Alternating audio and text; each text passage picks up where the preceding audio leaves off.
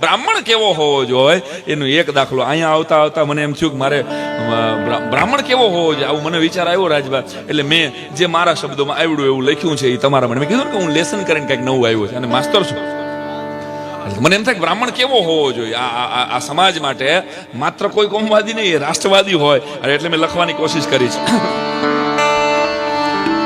કે શાસ્ત્રોનો કરે પાઠ ભવ ભવની બાંધે ગાંઠ સાત્વિક હો જેનો ઠાઠ હશે કોઈ બ્રાહ્મણ આ છંદ ગંગા કાંઠે હું ગંગાથી આવ્યો અને ગંગા કાંઠે આ કાર્યક્રમમાં આવતો હતો અને એમ થયું કે હે માં હે ગંગા તું તો ભાગીરથી છો હજારો લાખો 5 કરોડ લોકોની જીવાદોરી છો ગંગા માને પ્રાર્થના કરી હું જાઉં છું જુનાગઢ ભૂદેવોના આમંત્રણ માન આપીને અને અહીંયા બેહીને આ મુખડાની શરૂઆત કરીને છંદ આ પહેલી વાર તમારી સામે રજૂ થાય છે હજી માત્ર ને માત્ર આજના કાર્યક્રમ માટે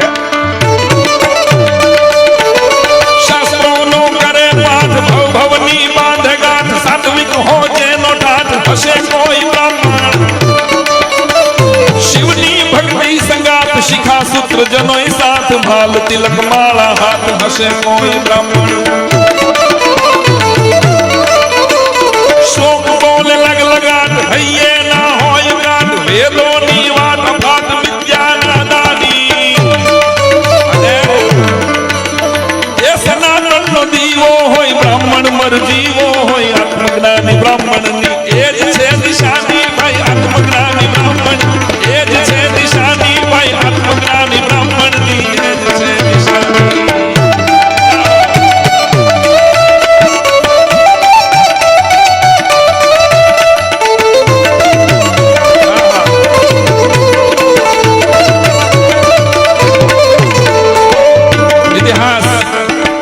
ઇતિહાસ પ્રમાણ કેટલા બ્રાહ્મણોનું આપે છે બહુ બધા નામ છે પણ 4 કડીમાં કેટલા એની એક કોશિશ કરી છે કે મિત્રતાનું માન હોય વહાલું સમાન હોય સુદામા પ્રમાણ હોય બ્રહ્મ તેજ કેવું અને રામનો વિશ્વાસ હોય માનસ પ્રકાશ હોય સંત તુલસીદાસ હોય વિપ્ર તેજ કેવું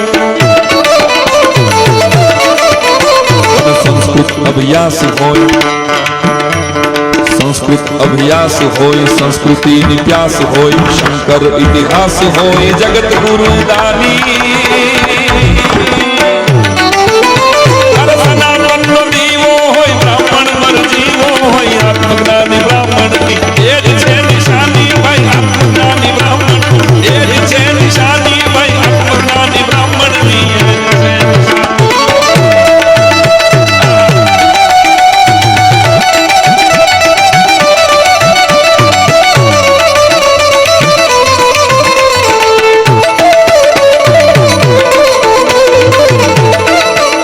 દક્ષિણનું કેરળ નામનું ગામ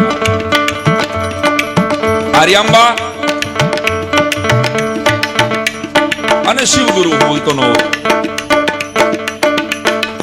લગભગ 40 વર્ષ લગી મહાદેવની આરાધના કરે નમઃ શિવાય નમઃ શિવાય નમઃ શિવાય નમઃ શિવાય ને જાપ કર ભગવાન પ્રગટ થાય માગો દંપતી હું તમારી પર પ્રસન્ન છું એટલે 2 હાથ વિનંતી કરી શેર માટીની ખોટ છે સંતાન નિસંતાન છે તો શું જોઈએ કેવો દીકરો જોઈએ ચક્રવર્તી રાજા આપું 1000 વર્ષ સુધી જેનો આ ધરતી ઉપર રાજ રહે એવો ચક્રવર્તી રાજા આપું બોલો એટલે 2 એકબીજાની સામું જોયું કે ના બીજો વિકલ્પ આશીર્વાદ દેવો છે ભોળાનાથ તો ચક્રવર્તી રાજા નથી જોતો બીજો વિકલ્પ છે ત્યારે ભગવાન ભોળાનાથ અરે પણ ભૌતિક સંપત્તિનો માલિક 2 વિકલ્પ છે એક ભૌતિક સંપત્તિનો માલિક આપું અને બીજો અભૌતિક સંપત્તિનો માલિક આપું આયુષ ટૂંકું હશે પણ રાજા નથી જોતો તમારે તો કે ના ચક્રવર્તી નથી જોતો તો કે ના આ ધરતી ઉપર રાજ રહીએ જ્યાં સુધી સીમાડા સમય રહીએ ત્યાં ના એવો નથી જોતો ભૌતિક સંપત્તિનો માલિક નથી જોતો મહાદેવ અભૌતિક સંપત્તિનો માલિક જોઈ છે સંતાન તરીકે તો નિશ્ચય પાકો છે તમારો તો કે હા અને ભગવાન ભોળોનાથ મરક મરક મરક મરક દાંત કાઢે કરે ભૂદેવો જો તમે ભૌતિક સંપત્તિનો માલિક માંગ્યો હોત ને તો હું કોઈ પણ દેવતાને તમારી ઘરે કોઈ પણ ગણને તમારી ઘરે મોકલી શકત પણ અભૌતિક સંપત્તિનો માલિક તો એક હું છું હવે તો મારે તમારી ઘરે આવવું પડે અને એ સ્વયં શંકર, સ્વયં મહાદેવ શંકરાચાર્ય તરીકે આવે, જગતગુરુ શંકરાચાર્ય તરીકે સાહેબ સમગ્ર ભારતના અત્યારે જેટલા મંદિરો છે, જેટલા સંપ્રદાયો છે, એ બધાના ટીલા ટપકાને એની આરતી તમે હું કરી શકીએ છીએ. એ સનાતન ધર્મ જો જીવતો હોય તો એક જગતગુરુ શંકરાચાર્યની દેન છે સાહેબ. 4 મઠ દ્વારા ભારત શું છે, ભારતનો સાચો નકશો, ભલે આપણો આઝાદીનો નકશો સરદાર વલ્લભભાઈ પટેલ દ્વારા આવ્યો છે, પણ ભારતનો, સનાતન ભારતનો નકશો 4 મઠ દ્વારા શંકરાચાર્યજી આપ્યો. એ જગતગુરુ શંકરાચાર્ય અને શંકરનો અવતાર, જેને શાસ્ત્રથી વિજય મેળવ્યો મારા વાલા, એને યાદ કરવા પડે ત્યારે પહેલો 1857 ના સ્વાતંત્ર્ય સંગ્રામનો પહેલો શહીદ, એક પહેલો ગોભક્ત જેને કહું છું, એ મંગળ પાંડે. અને ખાલી એક મંગળ પાંડે નહીં લ્યો, ગણો આટલા નામ આઝાદીના ઇતિહાસમાં બ્રહ્મ સમાજે આપેલા છે. મંગલ પાંડે પ્રસિદ્ધ તાત્યા તોપે છે સિદ્ધ, આઝાદીનું સમીર લક્ષ્મીબાઈ રાણી, શેખર આઝાદ વીર રાજગુરુ ધીર ગંભીર, સાવરકર પટ પુસ્તીર તિલકની કહાણી, રાજેન્દ્ર રામ પ્રસાદ ચાફે કર કરે સાથ, યાદ કરો દુર્ગાવતી તિરંગે દીવાની. એ સનાતનનો દીવો હોય, બ્રાહ્મણ મરજીવો હોય, આત્મજ્ઞાની બ્રાહ્મણ, એ જ છે નિશાની ભાઈ આત્મજ્ઞાની બ્રાહ્મણ, એ જ છે નિશાની ભાઈ આત્મજ્ઞાની બ્રાહ્મણની, એ જ છે નિશાની.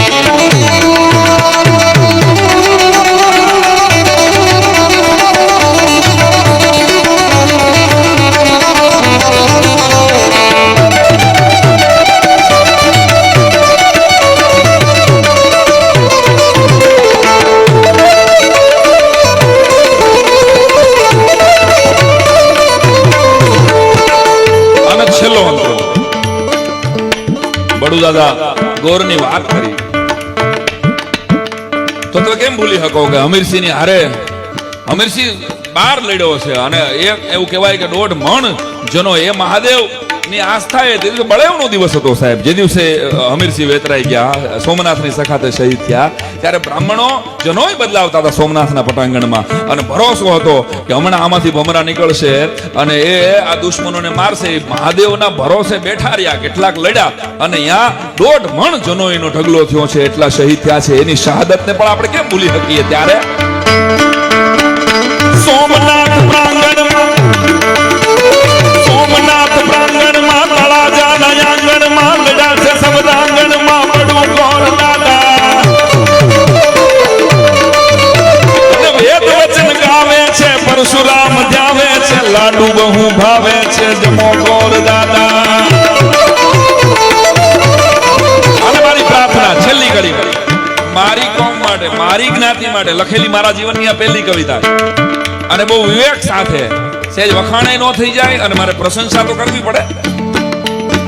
એટલે મેં છેલ્લી કડીમાં આપણો ધર્મ શું છે, આપણે હંમેશા બીજાનું વિચાર્યું છે સાહેબ, તમારું કલ્યાણ થાય. આ આશીર્વાદ દેવાની તાકાત એ 5 વર્ષથી માંડી અને 70 વર્ષના બ્રાહ્મણમાં છે, અને સામેનો સમાજ એટલી આશા રાખીને બેઠો છે જ્યાં સુધી બ્રાહ્મણ જીવે છે. અને એટલે જ અંગ્રેજોએ સૌથી પહેલું કામ કર્યું આપણા ગુરુકુળો તોડવાનું. એને ખબર હતી કે આનો બ્રાહ્મણને મારી નાખો પહેલા. આનો બ્રાહ્મણ જ્યાં સુધી જીવે છે ત્યાં સુધી આને સત્યનારાયણની કથા પ્રજાને યાદ કરાવે છે, અને રામાયણ યાદ કરાવે છે, અને ભાગવત યાદ કરાવે છે સાહેબ. એટલે જેટલા પણ ગુરુકુળો હતા એ ગુરુકુળોને 1857 ના સ્વાતંત્ર્ય સંગ્રામ પછી 1858માં માર્ક્સ મેકોલો નામના એક અંગ્રેજે ઇંગ્લેન્ડ સરકારને રિપોર્ટ કર્યો હતો કે આની આ કોમ્યુનિટી એક એવી છે કે જેની ધર્મ સત્તાને યાદ કરાવે છે, એટલે આની ગુરુકુળ સિસ્ટમને ધ્વંસ કરી નાખો. ગુરુકુળો બંધ થશે એટલે આની અંગ્રેજી શિક્ષણ નીતિ દાખલ કરો તો 100 વર્ષ પછી આ દેશની પ્રજા એના ને એની સંસ્કૃતિને, એના ને એના સંતોને, એના ને એના ધર્મોને ગાળ આપનારી પેદા થશે ને એવી ઓલરેડી થઈ ગઈ છે અત્યારે સાહેબ.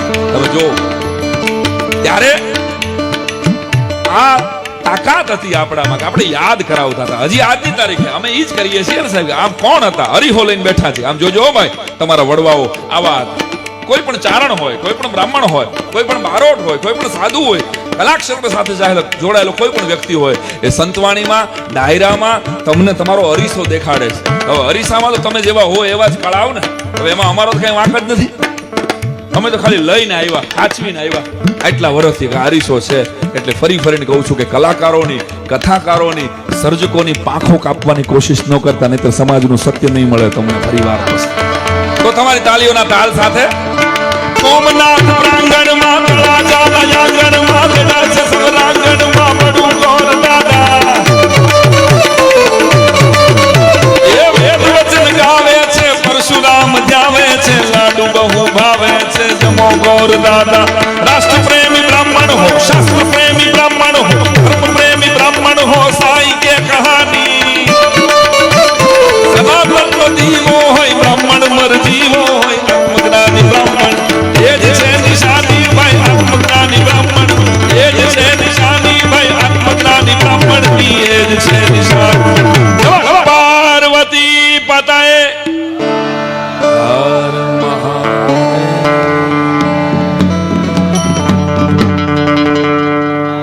પહેલી કવિતા અને પહેલી વાર ઓડિયન્સ, આ પાઠ પ્રતિષ્ઠા થઈ છે દેવભાઈ. કાયદેસર મૂર્તિ પ્રતિષ્ઠા થાય ને એમ કવિતાની પાઠ પ્રતિષ્ઠા થઈ. કારણ કે ભૂદેવોએ આમંત્રણ આપ્યું, ભૂદેવોએ આવું સરસ આયોજન કર્યું, એટલે મને એમ થયું કે મારે ક્યાંક લખવું જોઈએ, જેવું આવડ્યું એવું. અને કવિ છે ને આપણા ધરતીમાંથી કવિ કેટલા બધા છે. રાજભા પણ સરસ મજાનો કવિ છે, હું મારી રીતે ભાંગું તૂટું લેખા કરું. આપણા દેશમાં કેટલાક કવિઓ આગળ પડતા છે, કેટલાક પાછળ પડતા છે. કેટલાક કવિઓ આગળ પડતા છે, કેટલાક પાછળ, ટૂંકમાં વસ્તી કરતા વધુ પડતા છે. વસ્તી કરતા વધુ પડતા છે. એટલે અને કવિ તો વોટ્સઅપ પર બહુ હાલે છે. મને કવિ આમાં શું કહેવા માંગે છે ખબર છે? એ મને ખબર. તમારે કયું હું હાલતું હોય એની મને ખબર હોય. 18 વરણ ભૂદેવ કહે છે આપણને. આ કઈ કોંગ્રેસે કે ભાજપે આપેલો શબ્દ તો છે નહીં. આ તો હજારો વર્ષોથી હાલ્યું આવે કે ધરતીનો દેવ તમને કહેવામાં આવે, જગતનો તાત ખેડૂને કહે છે. આ કોઈ સરકારી ઇલકાબ નથી, આ 18 વરણનો ઇલકાબ છે. ક્ષત્રિયોને બાપુ કહે છે. આ કઈ હું કોઈ પાર્ટી આપેલો ઇલકાબ છે? અરે સમાજને લાગ્યું છે કે આ બાપની જેમ અમારી રક્ષા કરે છે, એટલે એને બાપુ કહે. સમાજને લાગ્યું છે સાહેબ કે આ ભૂદેવ છે, ધરતીનો દેવ છે સાહેબ, એટલે એ પગે લાગે છે. હજી એવા કેટલા મારા ફોનમાં એવા લગભગ 100 થી 200 જેટલા ક્ષત્રિયો છે, એવા આહીરો છે, એવા કેટલાય વરણના મિત્રો છે કે જે પેલો ફોન કરે તો હું તો કઈ ત્રિકાળ સંધ્યા કરતો નથી, શિખાસૂત્ર રાખતો, જનોઈ છે. હા, પણ એ મને ફોન કરે પેલા ગોરદા પાઈ લાગી, આશીર્વાદ બોલું પછી આગળ વાત કરે, એટલે આશીર્વાદ આપો. ભરોસો સાહેબ, અને કેવો ભરોસો! એક નાનકડો દાખલો. મુંદ્રા કચ્છ નો રસ્તે અમે જતા હતા, ઉનાળાની બપોર હતી. એક સમાજનો બીજા સમાજ માટેની આસ્થા કેવી છે સાહેબ, આનો મારી હારે બનેલો ઘટનાનો દાખલો કહું તમને. બપોરે લગભગ 1:30 વાગ્યા હતા અને ગાડી અમારી ખરાબ થઈ અને અમે બરાબર અઠવાણા, અને થોડા વર્ષો પહેલાની વાત છે. ધોમ ધકતો તડકો. હવે ચાંદલો તો સ્વાભાવિક રીતે કર્યો જ હોય, બ્રાહ્મણનો દીકરો છે, એ ચાંદલા વગરનો કપાળ હોય, એ ચાંડાલનું કપાળ કહેવાય મારી દ્રષ્ટિએ. બ્રાહ્મણ છો આટલું તો કરો, બીજું કાંઈ ન કરી શકો ને, એટલીસ્ટ ચાંદલો કરીને તો નીકળવું જોઈએ. ચાંદલો તો કરેલો જ હોય મેં, સાદો એવો ચંદનનો. અને ગાડી પંચર પડી હતી, એટલે ડ્રાઈવર રિપેર કરતો હતો અને ટાયર બદલાવતો હતો, અને બીજા ઉભા હતા. એવો તડકો, હું એક ઝાડ હેઠે ખાલી બાજુમાં ઉભો હતો, એમાં બંધ ગળાનો કોટ અને એક મોટી સ્કૂટર ઉપર એક બાપુ નીકળ્યા. એટલે કાકડિયારી મૂછું જોતા ખબર તો પડી જાય, અમારો તો અભ્યાસ જ લોકોનો કે ક્ષત્રિય છે. ઉભા રહ્યા મારી પાસે. ગોર છો? સાંભળજો. મેં કીધું જી. હા. તો કે બાપા શું થયું છે? કદા પંચર પડ્યું. તો કે આ સામું જ ઘર છે, ભૂદેવ પધારો. હવે મને ઓળખતો નહોતો, એની ખબર નહોતી કે હું સાંઈરામ દવે છું, અને કાંઈ એવો અમને સેજે એમ નથી કે જગત આખું અમને ઓળખે. અમે તો અમને ઓળખવામાં મહેનત કરી રહ્યા છીએ અત્યારે. અમારી મહેનત તો એટલી છે કે અમને ઓળખાઈ જાય ને. વાય ફાઈ ની ચિંતા નથી, વાય આઈ ની ચિંતા છે. હું કામ આવ્યા છે આ ધરતી ઉપર, તો એ તો એનું કારણ જો જડી જાય ને. એટલે ઓલા ભાઈ કઈ મને કલાકાર તરીકે ઓળખતા નહોતા, એટલે એ મને સમજાઈ ગયું રાજભાઈ, આ મને કલાકાર તરીકે નથી બોલાવતા, બ્રાહ્મણ આને લાગ્યો છે. પધારો ભૂદેવ આવો. એટલે અમે અંદર બેઠા, ગયો ઝૂલામાંથી બેઠા. અસલ રજવાડી ઠાઠનું દરબારી ઘર. ખોખારો ખાધો એને. પાણી આપજો. એટલે દીકરાની વહુ, લગભગ 22-25 વર્ષની દીકરાની વહુ હશે, એ પાણી લઈને આવ્યા. સેજ એને લાજ કાઢી. સ્વાભાવિક છે કે ઓજલ એ મર્યાદા ક્ષત્રિયોમાં આજ પણ જોવા મળે. એટલે પાણી આપવા આવીને જેવી રહોડાની બહાર આવીને પછી જે એક વાક્ય એ દરબાર બોલ્યા સાહેબ, મને મારી નાત ઉપરથી આમ કહેવાય ને રૂવાડા થઈ જાય, મારા બેઠા થઈ ગયા. જયદેવભાઈ ઈ દાદા લગભગ 65 ના હશે. એને રાજભાઈ એટલું કીધું કે બેટા આ ગોર છે અને ગોરની આપણી દીકરી માથે નજર ન હોય, આની લાજ કાઢવાની જરૂર નહીં તમારે.